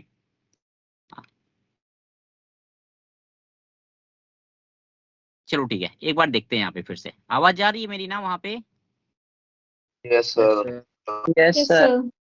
चलो, सेंटर्ड यूनिट सेल में क्या बोला है, सेंटर्ड यूनिट सेल में 3 टाइप के हम देखते हैं।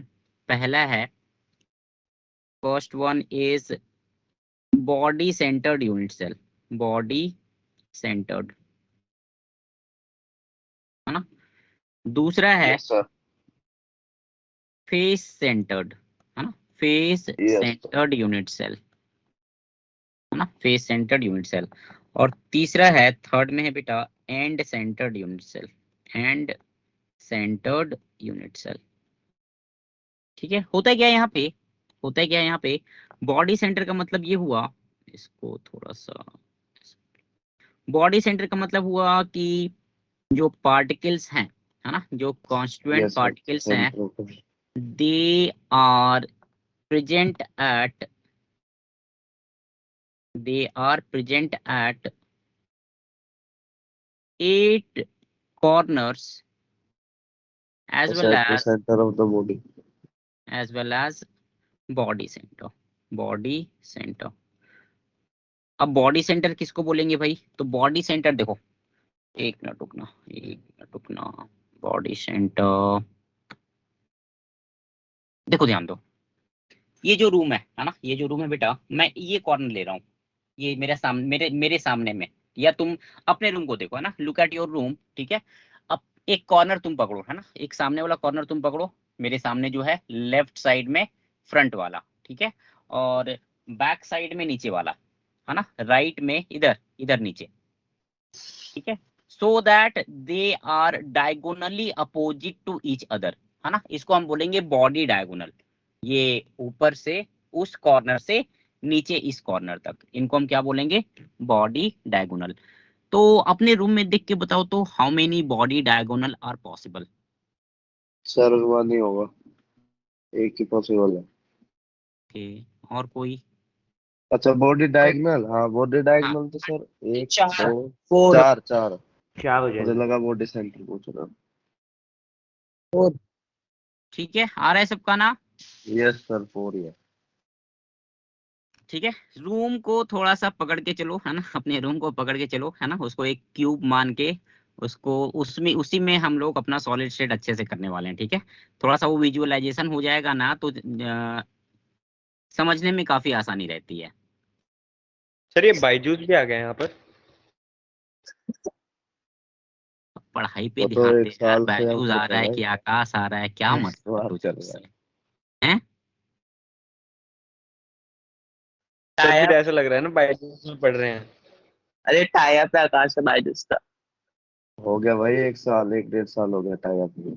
हाँ, काफी टाइम सब हो देख गया रहे हैं। है। चलो ठीक है, देखो देखो देखो, ध्यान दो बेटा, है ना। तो यहाँ पे पार्टिकल्स जो हैं, 4 बॉडी डायगोनल है। ठीक है, तो ये 4 बॉडी डायगोनल एक कॉमन पॉइंट पे एक दूसरे को इंटरसेक्ट करेंगे, उस पॉइंट को नाम दिया गया है बॉडी सेंटर, है ना। So in body centred unit cell particles will be present at 8 corners as well as at the body centre. ठीक है, तो अब देखो इसको देखो, यहाँ पे ध्यान देना। यहाँ पे बॉडी सेंटर जो है, this will be the body centre, ये वाला दिख रहा है बीचों बीच, यस यस सर। सर। ना, दिस इज बॉडी सेंटर्ड। ठीक है, अगला आते हैं फेस सेंटर पे। कितने फेस हैं भाई क्यूब के? 6। 6। 6 फेसेस। 6 फेस है ना। तो यहाँ पे पार्टिकल्स जो हैं, है ना, here particles are present at 8 corners. Corners सभी पे रहेगा, है ना, 8 कॉर्नर में सभी पे पार्टिकल हैं। 8 corners as well as at 6 face center, as well as at 6 face center, है ना। तो देखो इसको मैं यहाँ पे ड्रॉ कर रहा हूँ। ठीक है, इसको मैं यहाँ पे ड्रॉ कर रहा हूँ, देखो ध्यान देना बेटा। एक फेस सेंटर यहाँ पे ऊपर, एक फेस सेंटर नीचे, एक फेस सेंटर लेफ्ट साइड में, एक फेस सेंटर राइट साइड में, एक फेस सेंटर बैक साइड में, और last face centre front side में। ठीक है, ये तुम्हारा हो गया, this is face centred unit cell. I hope clear है ये। Yes sir. Yes sir. ठीक है, और एक एंड सेंटर्ड बचा, है ना, एक एंड सेंटर्ड बचा। तो एंड सेंटर्ड में क्या होता है कि यहाँ पे पार्टिकल्स कॉर्नर्स पे होते हैं, प्लस किसी भी 2 अपोजिट फेस सेंटर पे डाल दो, किसी भी 2 अपोजिट फेस सेंटर पे, है ना। जैसे यहाँ पे इसने ऊपर और नीचे ड्रॉ किया है ना, ऊपर और नीचे। तुम लेफ्ट और राइट वाले में भी डाल सकते हो, तुम फ्रंट एंड बैक वाले पे भी डाल सकते हो। किसी भी 2 अपोजिट फेस सेंटर पे पार्टिकल को डाल दो, तो हमको क्या मिल जाएगा? Okay sir. एंड सेंटर्ड, है ना। So here particles are present at 8 corners as well as at any two opposite face center, है ना, any two opposite face center। Sir हाँ बेटा बोलो। सर जो फेस सेंटर्ड वाला है उसमें अगर किसी 5 में भी रहे तो हम उसे कहेंगे, या 6 पे रहना कंपलसरी है? 6 फेसेस के नहीं सेंटर। नहीं नहीं, अगर फेस सेंटर बोल रहे हो ना तो 6 पे रहना जरूरी है, सारे फेस सेंटर। Yes sir. ठीक है।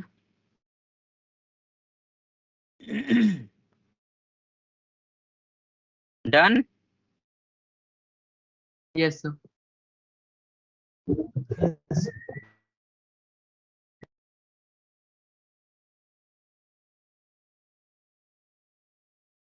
चलो नेक्स्ट में देखते हैं टाइप्स ऑफ क्रिस्टल सिस्टम, है ना, टाइप्स ऑफ क्रिस्टल सिस्टम। ठीक है, टाइप्स ऑफ क्रिस्टल सिस्टम। तो देखो यहाँ पे first let us focus on edge length, है ना, पहले एज लेंथ को देखते हैं बेटा। ठीक है, तो एज लेंथ का कैसा है, क्यूबिक में सारे एज लेंथ सेम होते हैं, A equal to B equal to सी।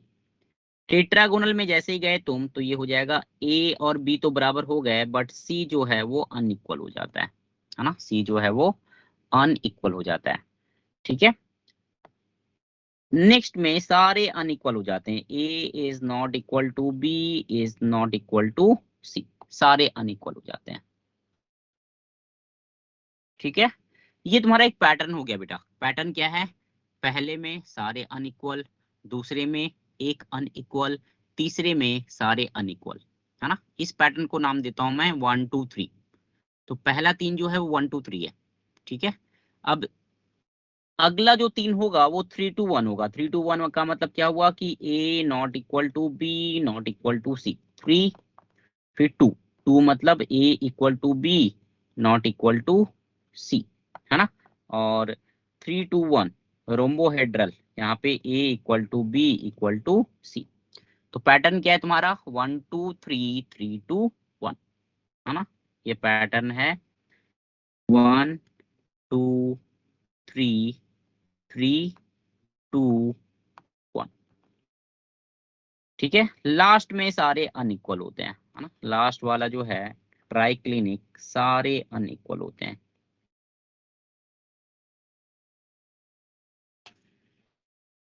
ठीक है, सारे अनइक्वल होते हैं, है ना। तो ये तुम्हारा हो गया एज लेंथ, है ना। अब इसको याद कैसे करोगे कि भाई नेम ऑफ क्रिस्टल सिस्टम जो है ना, cubic, tetragonal, orthorhombic, monoclinic, hexagonal, rhombohedral, triclinic. तो एक निमोनिक मैं दे रहा हूँ, है ना, एक निमोनिक मैं यूज करता हूँ। Mnemonic is cut om heart, है ना, cut om heart. Cubic, tetragonal, orthorhombic, monoclinic, hexagonal, rhombohedral, triclinic. ठीक है, कट ओम हार्ट, है ना। अब नेक्स्ट आते हैं हम लोग इंटर एक्सियल एंगल पे, है ना। नेक्स्ट आते हैं हम लोग इंटर एक्सियल एंगल पे। तो बेटा क्यूबिक के केस में फर्स्ट 3 जो केस है, 90 degree. क्यूबिक, टेट्रागोनल, ऑर्थोरोम्बिक, है ना, सारे एंगल इक्वल होते हैं and all of them are equal to 90 degree.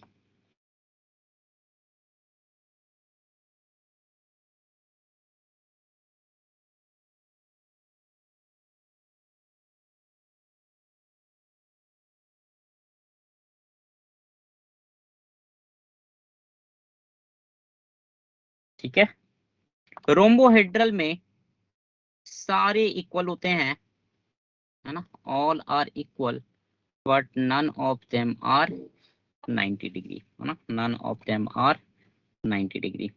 ठीक है, ट्राई क्लिनिक में, है ना, if you look at triclinic, तो ट्राई क्लिनिक में सारे अनइक्वल होंगे, है ना। Alpha not equal to beta not equal to gamma, none of them are 90 degree, none of them are 90।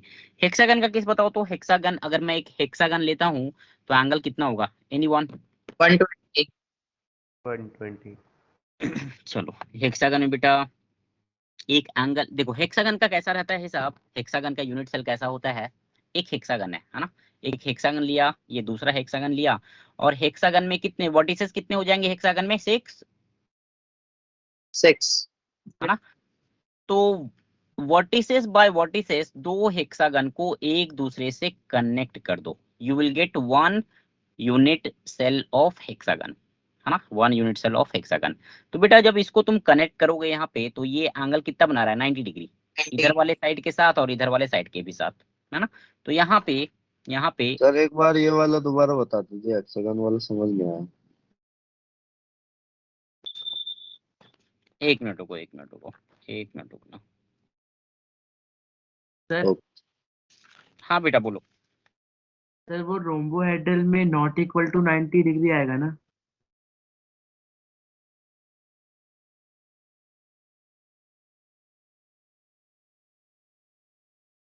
हाँ सॉरी, हाँ हाँ, नॉट इक्वल टू 90 डिग्री आएगा।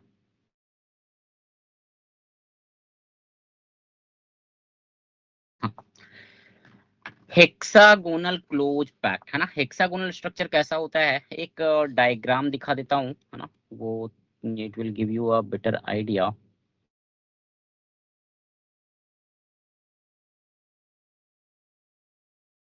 ये एज लेंथ पे जो नंबर्स लिखे हैं आपने 1 2 3 3 2 सर ये क्या है? अच्छा, वो पैटर्न दिया है मैंने, मतलब एक पैटर्न हो गया 1 1 मतलब कि a equal to B equal to C. दूसरे पैटर्न में a equal to B but not equal to C. तीसरा जो पैटर्न है वो तुम्हारा सारे unequal, a not equal to B not equal to C. तो ये 1 2 3 पैटर्न हो गया। अगला जो 3 पैटर्न होगा वो 3 2 1 हो जाएगा। 1 2 3 3 2 1।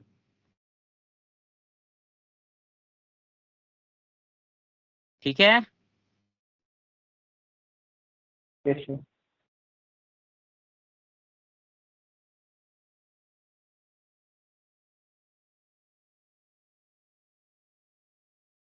ओके, देखो यहाँ ध्यान दो, एक डायग्राम मैं शेयर कर रहा हूँ, देखो ध्यान देना ना। लुक एट दिस डायग्राम, देखो दिख रहा है हेक्सागन यस हाँ सर। Yes, sir. है ना। तो दो हेक्सागन जो हैं वो एक दूसरे से कनेक्टेड हैं। Yes sir, yes sir. दो हेक्सागन एक दूसरे से कनेक्टेड है, तो इसी को बोलते हैं हेक्सागोनल यूनिट सेल। अच्छा सर। ठीक है। और तो इसके दो बीच में भी है।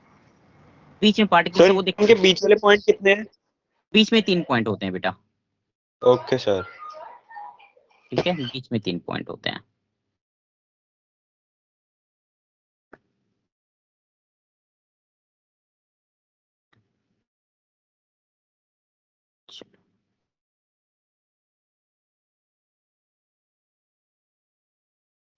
सर हाँ बोलो।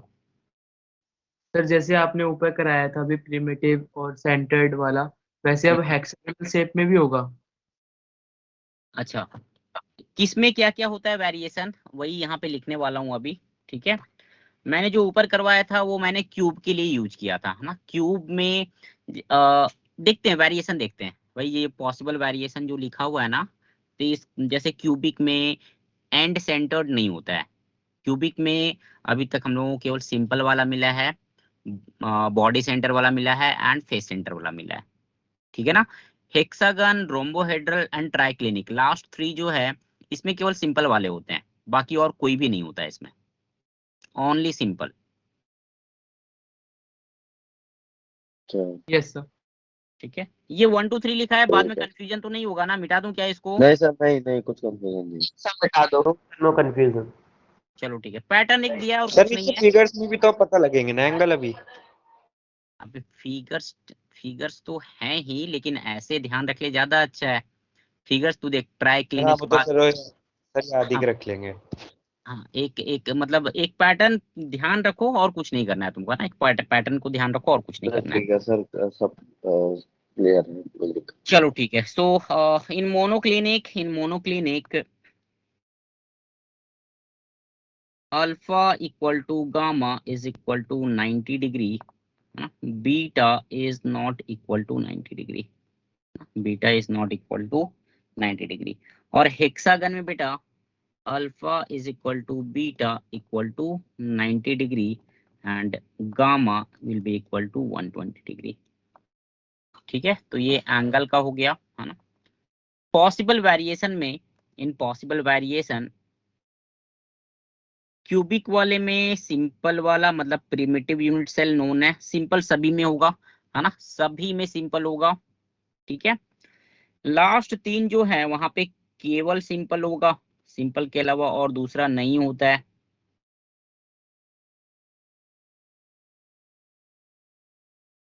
ठीक है, फर्स्ट वाले में सिंपल,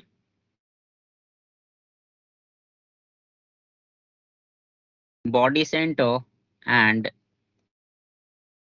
फेस सेंटर, है ना, body centre and face centre. ठीक है। टेट्रागोनल में तुम्हारा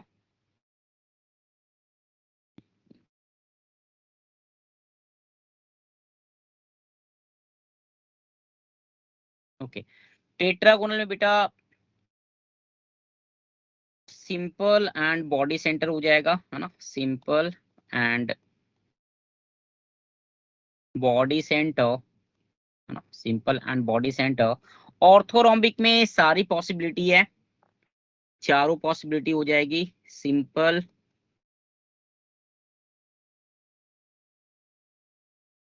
body centre, and centre and face centre, है ना, चारों पॉसिबिलिटी है। एंड मोनोक्लिनिक में simple and body centre, simple and body centre. ठीक है, तो टोटल देख लो, टोटल कितनी पॉसिबिलिटी है, काउंट कर लो। फर्स्ट का 3, 3 2 5 4 9, 9 और 2 11 और 3 नीचे, है ना, 1 1 1 1। ठीक है, टोटल 14 पॉसिबिलिटीज आर देयर। ठीक है, so there are 14 Bravais lattice cut om heart, है ना। तो अगर मैं क्वेश्चन पूछूं कि how many primitive unit cells are possible, integer type question, क्या आंसर होना चाहिए? 7। 7 हो जाएगा, है ना। सभी में पॉसिबल है, सिंपल वाला कोई भी ले लो, है ना। There are 7 primitive unit cell.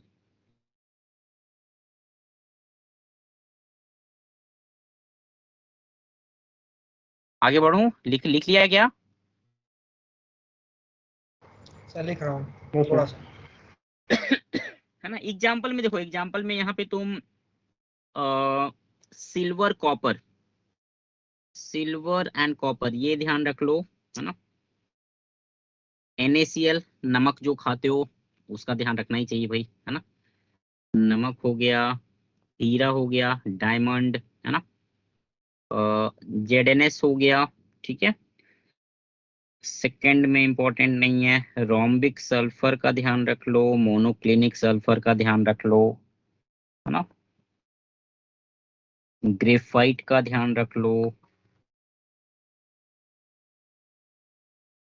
Quartz का ध्यान रख लो, बस इतना काफी है मेरे हिसाब से।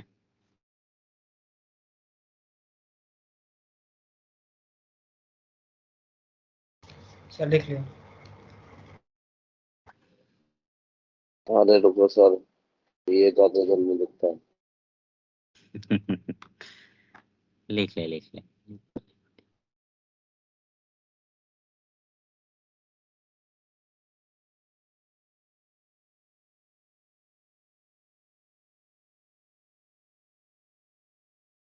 सर PDF मिल जाएगी ना? हाँ हाँ, आज तो उस PDF दे दूंगा।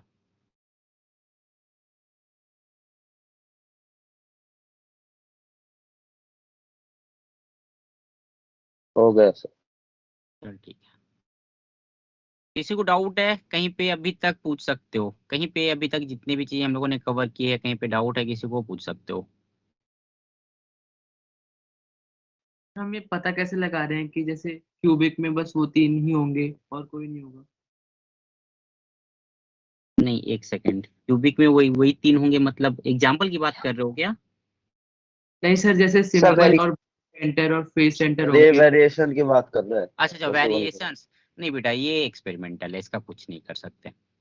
ये एक्सपेरिमेंटल है, इट इज बाय ऑब्जर्वेशन, है ना। कितने टाइप के सॉलिड हैं उनको ऑब्जर्व किया गया, तो क्यूबिक वाले में यही 3 मिले, एंड सेंटर्ड नहीं मिला। यानी याद करना पड़ेगा इन्हें। हाँ, याद करना पड़ेगा ये। यस। एग्जाम में अल्दो अभी तक आई थिंक एक बार पूछा है, एक बार चेक करना, मुझे जहां तक ध्यान है एक बार पूछा है ना, 1 या 2 बार पूछा है। ठीक है, और वो भी एज लेंथ और इंटर एक्सियल एंगल वाला पूछा है। ठीक है, तो वो एक पैटर्न है, वो देख लो, है ना, पैटर्न है वो देख लो। बाकी थोड़ी बहुत चीजें जो है याद कर लो। अब रोम्बस है उसका पता है, हेक्सागन है उसका पता है, क्यूबिक है उसका पता है, थोड़ी बहुत चीजें पता है, थोड़ी बहुत याद रख लो। यस ठीक है, ये एनसीईआरटी का डायग्राम है, एनसीईआरटी में भी तुमको मिल जाएगा, है ना। 7 प्रिमिटिव यूनिट सेल जो है उनके डायग्राम दिए हुए हैं। ठीक है, तो चलो इक्वेशन करो तो इसमें, ये दोनों इक्वेशन सॉल्व करो तो।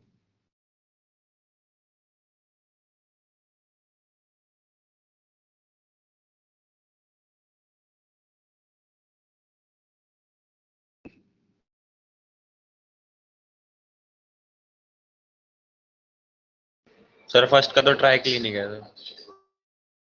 चलो ठीक है, लास्ट वाला था केस, है ना, जिसमें सारे एज लेंथ अनइक्वल थे, सारे इंटर एक्सियल सर। एंगल भी अनइक्वल थे, है ना। तो फर्स्ट वाले का केस ट्राई क्लिनिक हो जाएगा। सेकंड का भी फर्स्ट। कॉपर, सर सेकंड का भी फर्स्ट।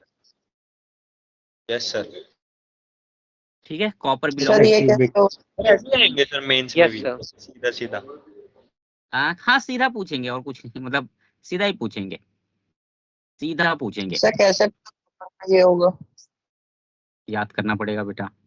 देखो, याद याद अब या तो एक्सपेरिमेंट करो, है ना, लैब में एक्सपेरिमेंट करो, कॉपर को जाके देखो भाई उनका कंसेप्चुअली सर याद नहीं रखता है। या फिर याद करो, और कोई दूसरा तरीका नहीं है बेटा, लर्न करना पड़ेगा तुमको। सर कंसेप्चुअली नहीं होगा। नहीं, कॉन्सेप्ट भी पॉसिबल नहीं है। सर आपने भी याद ही करा होगा, है ना। हाँ जी, हाँ जी। ठीक है, तो चलो देखते हैं नेक्स्ट, है ना। तो अब थ्योरी वाला पार्ट आई थिंक काफी सारा कुछ डिस्कवर कर लिया, थोड़ा अब इंटरेस्टिंग पार्ट अब आगे आएगा, है ना, इंटरेस्टिंग पार्ट आगे आएगा। ठीक है, स्टार्टिंग फ्रॉम दिस पेज। ठीक है, इसमें समझने वाली चीजें हैं पूरी, है ना, कॉन्सेप्चुअल चीजें हैं पूरी। ठीक है, तो इसको समझते चलते हैं थोड़ा। ठीक है, तो देखो, contribution of atoms in the unit cell, है ना, contribution of atoms in the unit cell. पहला पॉइंट है यहाँ पे, first point is look at your room, है ना। रूम, अपने रूम के एक कॉर्नर को देखो और मुझे ये बताओ, है ना, टेल मी कि एक कॉर्नर पे जो पार्टिकल है ना, think of particle as football, एक पार्टिकल को तुम फुटबॉल मान लो। ठीक है, तो कॉर्नर पे अगर मैं फुटबॉल रख दूं, वो फुटबॉल कितने यूनिट सेल के बीच में डिवाइडेड होगा, बताओ तो। 8 unit sir. 1 unit sir 4 unit sir 4 आ रहा है, ओके। हाँ सर 4 में ही होगा। क्लियर। 4 आ रहा है, ओके। चलो एक काम कर, तो ये डायग्राम को देख, तो ये वाला जो डायग्राम है, अगर मैं ये वाला पार्टिकल लूं, ये वाला, ये बीचों बीच कितने यूनिट सेल के बीच में डिवाइडेड है, देखो तो। 4। सर 8 8 के बीच में डिवाइडेड है ना रे, 4 नीचे हैं, 4 ऊपर है। अच्छा ठीक है हाँ सर। आ रहा है समझ में सबको? हाँ हाँ सर सर अब आया। यस सर एक बार ठीक और है बता। बेटा, जो तुम्हारा यहाँ पे जो एक पार्टिकल मैंने लिया है, ये जो पार्टिकल यहाँ पे मैंने एन सर्कल किया हुआ है, इट इज डिवाइडेड अमंग, ये वाला यूनिट सेल है, एक ये है, एक ये है, एक ये है, ये 4 है ना। 4 के बाद ऊपर वाले 4, 1 2 3 4। ठीक है, 1 particle at the corner is shared among 8 unit cell, है ना, शेयर्ड अमंग 8 यूनिट सेल। आगे बढ़ूं? Yes sir. Yes sir. ठीक है, तो यहाँ पे लिख सकते हैं हम लोग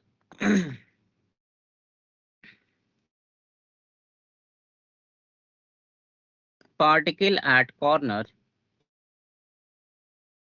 is shared among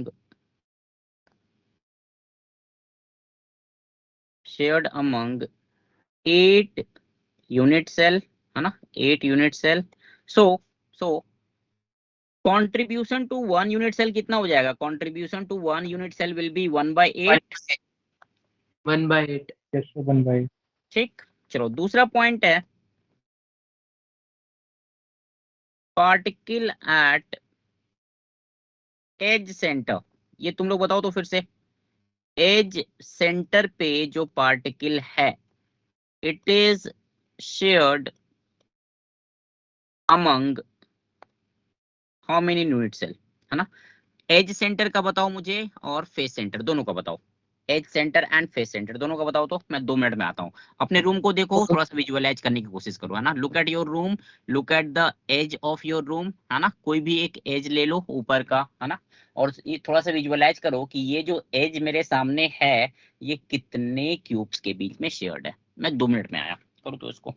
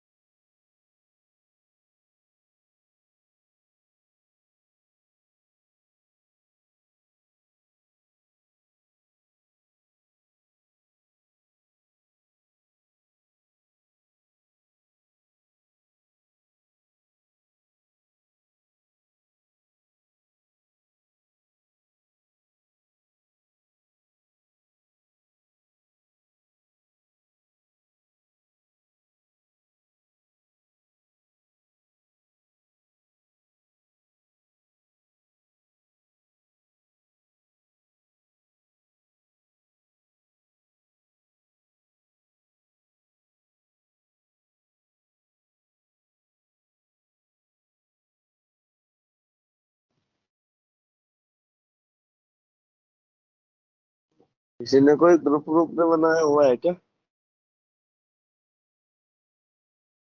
अभी नहीं बनाए हैं। हाँ भाई बना रखा है। अरे इस बार का करो, पिछले बार का नहीं। लिंक डाल दूंगा टीम्स पे। डाल दिया, करने में दो। ठीक है। हाँ बेटा आया। Yes sir. Yes sir. Edge centre पे कितने यूनिट सेल के बीच में? Yes sir. 4 1 by 1/4 unit. चलो 4 यूनिट 4 सेल के यूनिट। बीच डिवाइड होगा, है ना। सो एज सेंटर पे कंट्रीब्यूशन टू 1 यूनिट सेल कितना हो जाएगा? 1/4, है ना। थर्ड में पार्टिकल जो बॉडी सेंटर पे होगा, particle at the 1 body by centre, ये कंप्लीटली 1 यूनिट सेल के अंदर होगा, है ना। यहाँ पे जो सेंटर है ना, Yes, यहाँ sir. पे जो बॉडी सेंटर है हाँ सर, इट वो इज तो सेंटर में completely sir. Inside the cube, है ना, completely inside the cube. So Yes, sir. particle at body center is completely within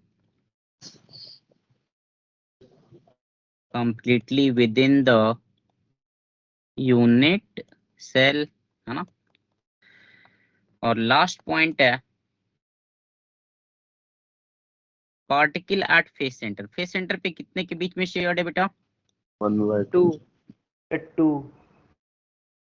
ये आ रहा है सबको, विजुअलाइज हो रहा है ना? किसी हाँ को सर, डाउट हो वो रहा है? Yes sir. क्योंकि ये बिल्कुल। 4 वाला नहीं। 4 वाला नहीं हुआ। F- Okay, चलो ठीक है। Particle at the face centre, particle at the face centre is shared between 2 unit cell, 2 unit cell, है ना। चलो इसको थोड़ा सा लिख लेते हैं। बॉडी सेंटर मतलब 1 और फेस सेंटर मतलब 1/2। चलो ओके, देखो ध्यान दो बेटा, देखो ध्यान देना, ध्यान देना। एज सेंटर मैंने मान लो ये वाला एज लिया मैंने, है ना। I have taken this edge, ठीक है, ये वाला एज लिया मैंने। अब ये एज के सेंटर पे मैं एक पार्टिकल रख रहा हूँ, यहाँ पे एक पार्टिकल मैंने यहाँ पे रखा। देखो तो चार चार चार यूनिट सेल दिख रहा है, यस सर। हाँ सर। हाँ सर। ठीक है। So one the particle at the edge center it is shared between 4 unit cell, है ना? ठीक है, आगे बढ़ूं, लिख लिया? एक मिनट।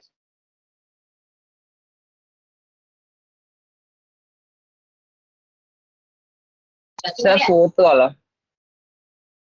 हाँ, क्या बोल रहे हो? सर फोर्थ वाला बता दो। अरे एक जिस रूम में तुम हो उसके किसी एक फेस को सामने देख, जिधर तुमने देखा हुआ है उस फेस के दूसरे साइड में भी रूम होगा ना हाँ सर। बेटा? वहां पे बीचों बीच अगर तुम पार्टिकल रखोगे तो 2 रूम के बीच में शेयर्ड हो गया ना वो।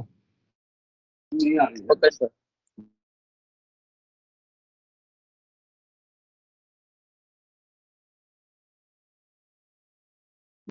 चलो ठीक है, सिंपल क्यूबिक यूनिट सेल है ना, पहला है तुम्हारा, है ना? Let us see how to find number of atoms in one unit cell. तो सिंपल क्यूबिक यूनिट सेल, ठीक है। देखो सिंपल क्यूबिक यूनिट सेल, ये सारे एनसीईआरटी के डायग्राम है बेटा, है ना? एक तो तुम्हारा लैटिस पॉइंट के फॉर्म में दिखाया है फर्स्ट वाला, 8 कॉर्नर पे पार्टिकल है ना? दूसरा जो डायग्राम है it is in the form of sphere, ठीक है, स्फेयर के फॉर्म में दिखाया है। और तीसरा जो है ये स्फेयर के फॉर्म में है बट जितना एक यूनिट सेल में आएगा उतना ही दिखाया है ना? जितना एक यूनिट सेल में कंटेंट है उतना ही पार्ट लिया है, ठीक है। चलो, so simple cubic unit cell में let us say n is the number of particles in per unit cell, number of particles per unit cell, है ना? number of particle per unit cell. So here in the first case n will be equal to कितना हो जाएगा ये 8 corner multiplied by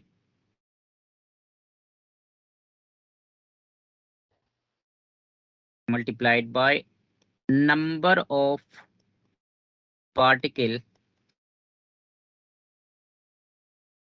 sorry एक second रुकना, 8 multiplied by contribution of particle to one corner, contribution of particle to one corner per unit cell, per unit cell, है ना? ये कितना हो जाएगा बेटा? दिस विल बी 8 इंटू 1/8, 1/8 1 तो यहाँ पे n की Atom वैल्यू total. हो जाएगी 1, है ना? n की वैल्यू यहाँ पे कितनी हो जाएगी 1। सो इन सिंपल और primitive unit cell there will be 1 particle, है ना? देयर विल बी 1 पार्टिकल, ठीक। दूसरा ले रहा हूं मैं बॉडी सेंटर्ड। बॉडी सेंटर में बेटा कहाँ कहाँ पे पार्टिकल है भाई? पार्टिकल यहाँ पे 8 कॉर्नर्स पे है प्लस एक बॉडी सेंटर पे एक है। सेंटर पे है। तो यहाँ पे n हम लोग लिख सकते हैं 8 इंटू 1/8 प्लस 2, ठीक है, कंट्रीब्यूशन ऑफ पार्टिकल पर कॉर्नर पर unit cell plus number of body center 1 multiplied by contribution of particle to one body center, है ना? contribution of particle to one body center, है ना? to the one body center। तो यहाँ से n की वैल्यू आ जाएगी, n will be equal to 8 into 1/8 plus 1 into 1, है ना? तो यहाँ से n कितना आ जाएगा बेटा? n will be equal to 2। Atoms.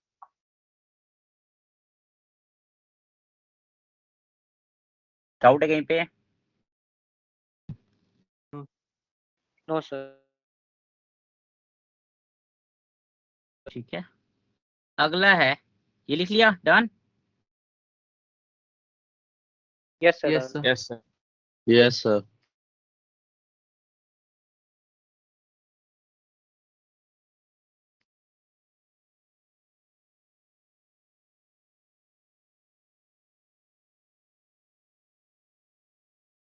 Face centred cubic unit cell है ना, face centred cubic unit cell, जिसको हम इन शॉर्ट FCC और CCP भी बोलते हैं, है ना, face centred cubic unit cell. ठीक है, तो हियर n पार्टिकल कहाँ कहाँ पे हैं, particles are present at 8 corners and 6 face centre. इसको हम लोग ऐसा लिख सकते हैं बेटा, number of corner multiplied by contribution of particle to one corner per unit cell 1/8 plus 6 face center। एक फेस सेंटर पे कितना कंट्रीब्यूशन है, 1/2 का, है ना, तो यहाँ से n की वैल्यू आ जाएगी कितनी, 4। 4 एटम्स। ठीक है, so 1 unit cell of one simple unit cell contain 1 particle, है ना, अगर बॉडी सेंटर्ड है it will contain 2 particle, और फेस सेंटर है तो it will contain 4 particles। Clear है? Yes sir. Yes, sir. चलो ठीक है,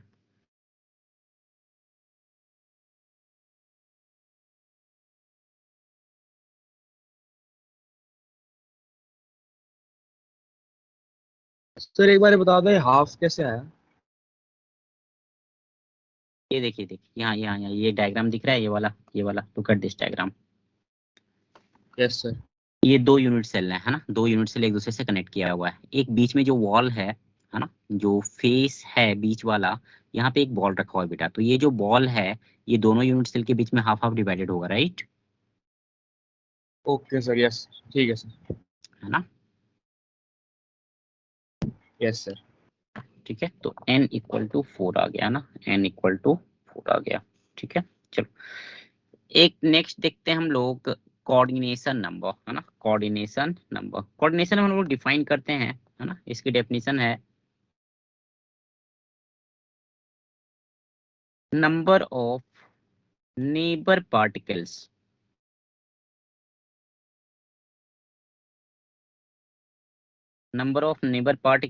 अराउंड ए गिवन पार्टिकल।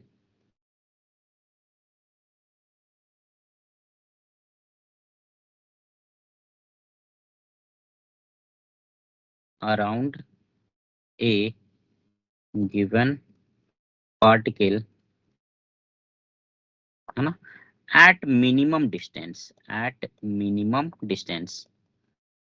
ठीक है, इसी को नाम दिया गया है कोऑर्डिनेशन नंबर, है ना, this is called as coordination number.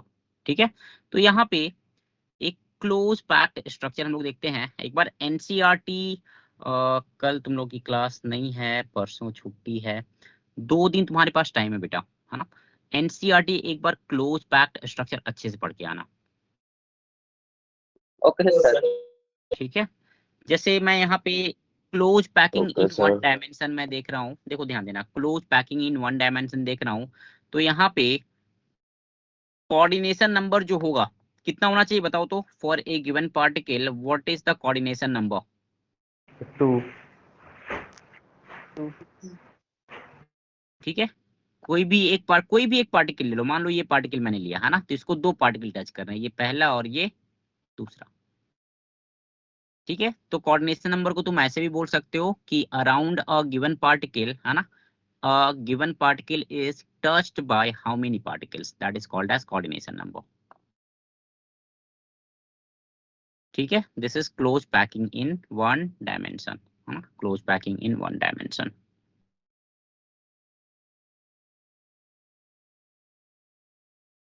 ठीक है, चलो इस स्लाइड को कंप्लीट ही कर लेते हैं, है ना, क्लोज पैकिंग इन 2 डायमेंशन। ध्यान देना, है ना, तो वो यहाँ पे क्या किया, what we have done here, ध्यान देना बेटा, यहाँ पे ये जो 1 डायमेंशन वाला लिया है ना, इसकी एक लाइन मैंने ली 1 डायमेंशन की, है ना, और 1 डायमेंशन की मैंने दूसरी लाइन ली। मैंने एक लाइन को दूसरी लाइन पे ऐसा रखा कि the sphere of first line is above the sphere of second line, है ना, ठीक है, जस्ट अबव। जैसे यहाँ पे ये वाला देखो, look at this one and this one. ठीक है, जो सबसे नीचे वाला लाइन है उसके ऊपर मैंने दूसरी लाइन को रखा। किस तरह से रखा, तो ऐसे रखा कि the sphere of second line is exactly above the sphere of first line. आ रहा है समझ में? Yes, sir sir. रिपीट करना। यहाँ पे क्या कर रहा हूँ मैं, जो फर्स्ट लाइन का स्फेयर है ना, सबसे नीचे वाला मैं फर्स्ट लाइन मान रहा हूँ, ठीक है। तो फर्स्ट लाइन का जो स्फेयर है ना, उसके ऊपर मुझे सेकंड लाइन को रखना है, ठीक। फर्स्ट लाइन के ऊपर सेकंड लाइन को रखना है। पहली पॉसिबिलिटी ये है कि फर्स्ट लाइन के स्फेयर्स के ऊपर हम लोग सेकंड लाइन के स्फेयर्स को डायरेक्टली पुट अप कर रहे हैं, जैसा पिक्चर में यहाँ पे दिखाया गया है। क्लियर है? Yes sir. Yes sir. Yes, sir. दूसरी पॉसिबिलिटी क्या है बेटा? दूसरी पॉसिबिलिटी क्या है, देखो ध्यान देना, है ना। यहाँ पे यहाँ पे यहाँ पे क्या दिख रहा है, यहाँ पे डिप्रेशन है ना, थोड़ी सी जगह है बीच में, ठीक है। तो अभी क्या किया, सेकेंड पॉसिबिलिटी में मैंने क्या किया है ना, I have kept the sphere of second line, है ना। ये फर्स्ट लाइन मान ले और ये वाला सेकेंड लाइन मान ले। तो जो सेकेंड लाइन का स्फेयर है उसको मैंने फिट कर दिया फर्स्ट लाइन के डिप्रेशन में, है ना। Fit the sphere of second line in the depression of first line. तो ये तुमको कुछ इस टाइप का अरेंजमेंट मिलेगा, है ना, ये जो मिला है यहाँ पे, जो सेकेंड वाला फिगर है, ठीक है। तो अब देखो, if you look at the alignment here, alignment कैसा है यहाँ पे, तो फर्स्ट वाले केस में A type A type A type A type, है ना, सबका अलाइनमेंट, सारे लाइंस का जो अलाइनमेंट है वो सेम है। बट सेकेंड केस में फर्स्ट लाइन का अलाइनमेंट जो है वो सेकेंड लाइन के अलाइनमेंट से डिफरेंट है। आ रहा है समझ में? Yes sir. Yes sir. ठीक है, फर्स्ट लाइन का अलाइनमेंट जो है वो सेकंड लाइन के अलाइनमेंट से डिफरेंट है। तो ये जो टाइप हो गया, ये हो गया ए बी टाइप। फिर देखो तीसरा वाला जो लाइन रखा हम लोगों ने, ये वाला, ये जो तीसरा लाइन रखा है, तो तीसरे लाइन का स्फेयर फर्स्ट लाइन के स्फेयर के साथ अलाइंड है ना। Third line is in alignment with the first line, A type, है ना। तो ये पूरा क्या हो जाएगा, A B type of solid. आ रहा है समझ में? Yes sir. Yes, sir. Yes sir. तो बेटा क्लोज पैकिंग इन 2 डायमेंशन, है ना, पहला केस हो जाएगा यहाँ पे, इसको हम बोलते हैं स्क्वायर क्लोज पैकिंग, ठीक है। एक स्क्वायर बनाया यहाँ पे, ये देखो। कोऑर्डिनेशन नंबर क्या हो जाएगा, can you see what will be the coordination number? 4। Sir 4। 4. हाँ, आई होप सबको क्लियर है। ये बीच वाला अगर तुम पार्टिकल लेते हो, है ना, तो उसको कितने पार्टिकल टच कर रहे हैं, 4 पार्टिकल, है ना, 1 4. 2 3 4, ठीक है। So for square close packing, square close packing, है ना, coordination number will be equal to 4. 4 and type क्या हो जाएगा बेटा, type will be A type, है ना। सेकेंड पॉसिबिलिटी ले रहा हूं मैं, है ना। यहाँ पे देखो, यहाँ पे हेक्सागन बन रहा है, you can see here it is hexagon, B वाला जो है, ठीक है। तो इसको Yes, हम sir. बोलेंगे हेक्सागोनल, हेक्सागोनल क्लोज पैकिंग, है ना, hexagonal close packing, right. Here coordination number will B, कितना हो जाएगा बेटा कोऑर्डिनेशन नंबर? 6. है ना, कोऑर्डिनेशन नंबर यहाँ पे 6 हो जाएगा। And type of the air will AB. B A B, AB. है ना, ए बी टाइप। डाउट है इसमें किसी को, स्क्वायर क्लोज No. पैकिंग या hexagonal close packing? No, sir. ठीक है। तो एक बार इसको पढ़ के आना, 3D वाला पढ़ के आना, वो समझने में थोड़ी सी डिफिकल्टी आती है। मैं एक एनिमेटेड वीडियो भी दिखाऊंगा, ठीक है। But go through NCERT once, है ना, एनसीईआरटी से एक बार गो थ्रू हो जाओ। Thank you, sir. Thank you sir. चलो ठीक है थैंक यू बेटा, सर। ओके बेटा। Thank you sir. PDF भेज हाँ हाँ, मैं पीडीएफ भेज दूंगा। Thank you. Bye sir. Bye bye bye. Thank you.